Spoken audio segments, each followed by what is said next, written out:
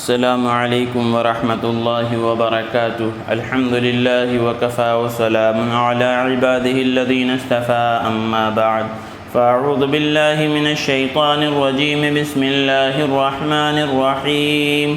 والفجر وليال عشر والشفع والوتر والليل إذا يسر هل في ذلك قسم لذي حجر صدق اللہ العظیم۔ معزز سامعین، اللہ تبارک و تعالی انسانوں کو کامیاب کرنا چاہتے ہیں، اور انسانوں کی کامیابی کے لیے اللہ پاک نے اپنا مبارک دین دیا۔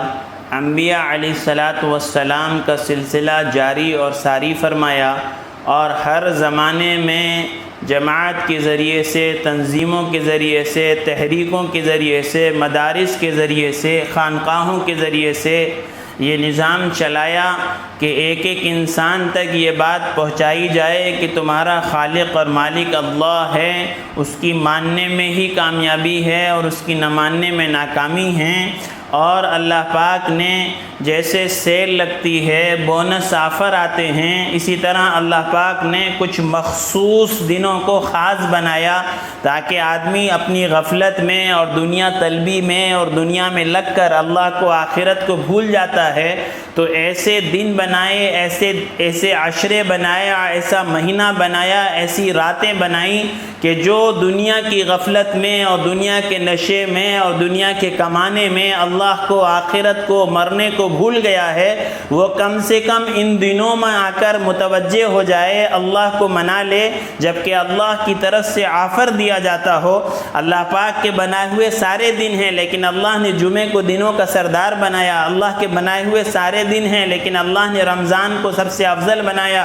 اللہ کی بنائی ہوئی ساری راتیں ہیں، لیکن اللہ نے شب قدر کو جو ہے سب سے افضل بنایا۔ اور اللہ ہی کے بنائے ہوئے سارے عشرے ہیں۔ اللہ نے عشرہ ذی الحج، یعنی ذی الحج جو اسلامی مہینوں کا 12واں مہینہ ہے، اس کے پہلے 10 دن، اس لیے اللہ تعالیٰ نے ان ایام کی قسم کھائی ہے۔ اور سوچئے کہ جن ایام کی، جن راتوں کی اللہ پاک قسم کھائیں، ضرور اس میں ہمارے لیے اللہ کی طرف سے جو ہے مغفرت کے اور معافیوں کے اور اللہ کی طرف سے قبولیت کے وعدے اللہ نے رکھے ہوئے ہیں۔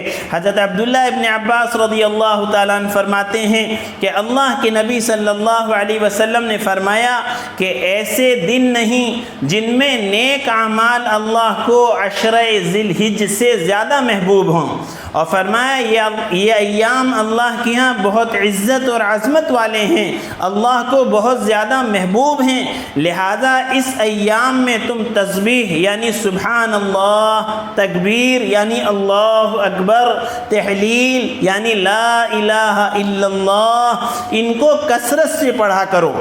حضرت ابو ہریرہ رضی اللہ تعالیٰ عنہ فرماتے ہیں کہ حضور اکرم صلی اللہ علیہ وسلم نے ارشاد فرمایا کہ دنیا کے جتنے بھی دن ہیں، ان میں سب سے زیادہ محبوب دن اللہ پاک کو یہ عشرہ ذی الحجہ کے 10 دن ہیں، اور سب سے محبوب عبادت اللہ کو یہ 10 دنوں کی عبادت ہے۔ اور فرمایا 1 ذی الحجہ سے لے کر 9 ذی الحجہ تک جو روزہ رکھنے کا ثواب بتایا کہ ایک روزے کا ثواب 1 سال کے روزوں کے برابر ہے۔ اور خاص طور پہ عرفہ کے دن کے روزے کے بارے میں فرمایا کہ جو عرفہ کا روزہ یعنی عید کے 1 دن پہلے کا روزہ رکھے گا، تو فرمایا اللہ پاک 1 سال پچھلے اور 1 سال اگلے اللہ پاک گناہوں کو معاف فرما دیں گے۔ یاد رکھیں، یہ گناہوں سے مراد صغیرہ گناہ ہیں، کبیرہ گناہ نہیں، اس لیے کہ کبیرہ گناہ بغیر توبہ کے معاف نہیں ہوتے۔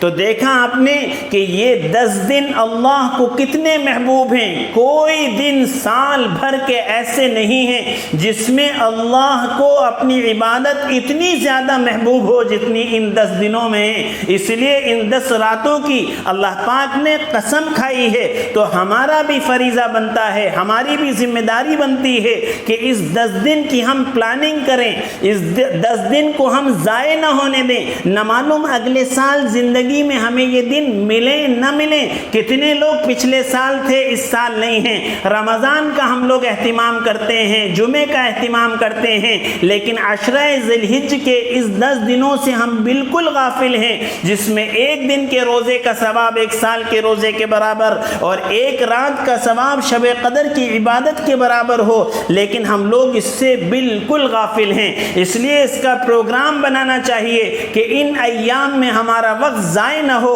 ہم نیکیوں کا خوب اہتمام کریں. اور نیکی صرف نماز, روزہ, حج, زکوٰۃ نہیں ہیں, بلکہ سارے نیکی کے کام, کسی غریب کی مدد کرنا, کسی مجبور کے کام آنا, کسی بیوہ کا سہارا بن جانا, کسی یتیم کے سر پر شفقت کا ہاتھ رکھ دینا, کسی بھوکے کو کھانا کھلا دینا, کسی بیمار کو دوا دلا دینا, کوئی 2 مسلمان آپس میں لڑیں ان سے صلح کرا دینا, آپس میں تعلقات ٹوٹے ہوئے تعلقات جوڑ دینا, کوئی ناراض ہو تو اس سے معافی مانگ لینا, اور جو ہے کوئی قرض دار ہو تو اس کے قرض ادا کرنے کی استعداد رکھتے ہوں تو اس کا انتظام کر دینا.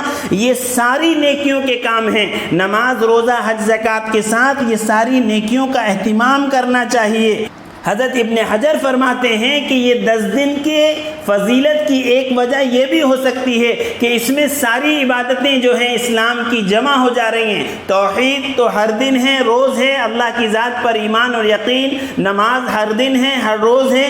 یہاں پر روزہ بھی جمع ہو گیا کہ نفلی روزہ رکھے تو 1 سال کے روزوں کا ثواب مل رہا ہے. اور یہاں پر زکوٰۃ بھی جمع ہو گئی. بہت سارے لوگ ایسے ہیں جو خاص طور پر عشرہ ذی الحجہ کے ان 10 دنوں میں زکوٰۃ دینے کا اہتمام کرتے ہیں, کیونکہ اللہ پاک کو یہ دن بہت زیادہ محبوب ہیں. اور پھر ایک عبادت حج جو کوئی اور دنوں میں جمع نہیں ہو سکتی, وہ عبادت بھی یہاں جمع ہو گئی. تو یہ 10 دن اللہ کے یہاں بڑے محبوب ہیں. اپنے گھروں میں اس کا اہتمام کیا جائے کہ ہماری عورتیں بھی اپنے آپ کو عبادتوں میں لگائیں. اور جس طرح عبادت اللہ کو محبوب ہے تو ظاہر سی بات ہے کہ ان دنوں میں گناہ جو ہے وہ نہیں کرنا چاہیے, چاہے وہ کبیرہ گناہ ہو یا صغیرہ گناہ ہو. ان گناہوں سے اپنے آپ کو بچانا چاہیے کہ محبوب دنوں میں جہاں اللہ کی طرف سے جو ہے انعامات کی بارش ہوتی ہو, آفر اللہ کی طرف سے دیا جا رہا ہو, ایسے دنوں میں بھی گناہ نہ چھوڑنا. اس سے زیادہ بدبختی کی اور اس سے زیادہ محرومی کی اور اس سے زیادہ ناکامی کی کوئی اور بات نہیں ہو سکتی.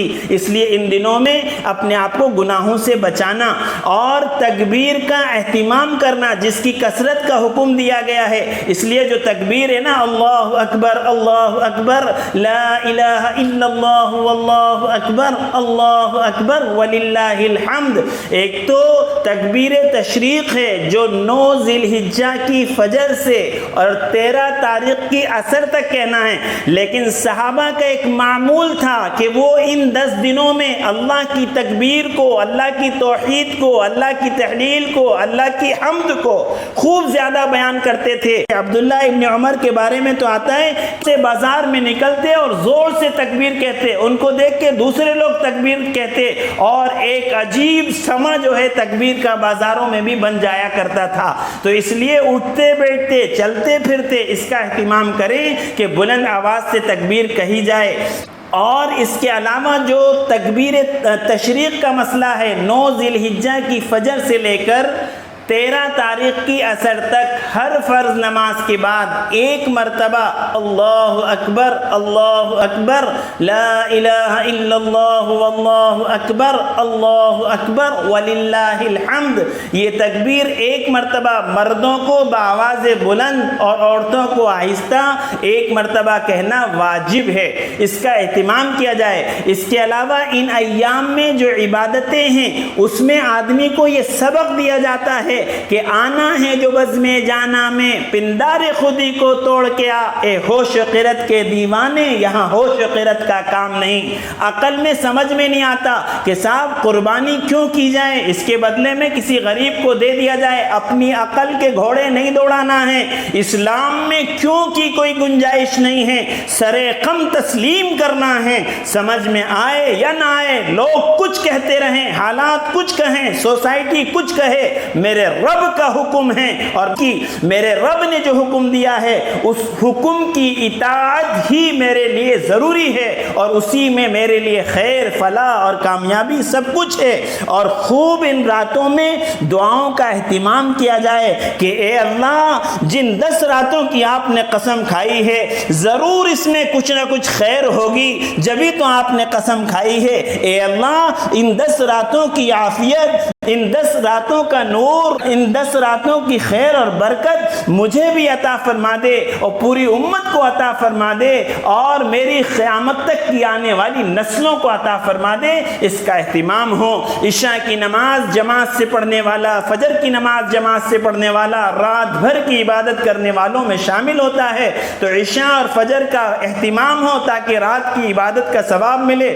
کوشش کی جائے تہجد کا اہتمام کرنے کی، اور جو نیکی کے، خیر کے، بھلائی کے کام ہو سکتے ہیں وہ کاموں میں اپنے آپ کو مشغول رکھا جائے، گناہوں سے اپنے آپ کو بچایا جائے، باقاعدہ اہتمام کیا جائے کہ یہ 10 دن ہمارے ضائع نہ ہونے پائیں۔ اللہ تعالیٰ سے دعا ہے کہ اللہ تعالیٰ ہمیں ان 10 دنوں کی خیر اور برکت سے مالا مال فرمائے، اور اللہ تعالیٰ ان 10 دنوں میں خوب نیک عمل کر کر اور خوب ذکر کر کر اور خوب اللہ سے معافی مانگ کر اپنے اللہ کو راضی کرنے والا اور ان 10 دنوں کی برکتوں سے مالا مال ہونے والا ہم سب کو بنائے۔ وآخر الدعوانا الحمد للہ رب العالمین۔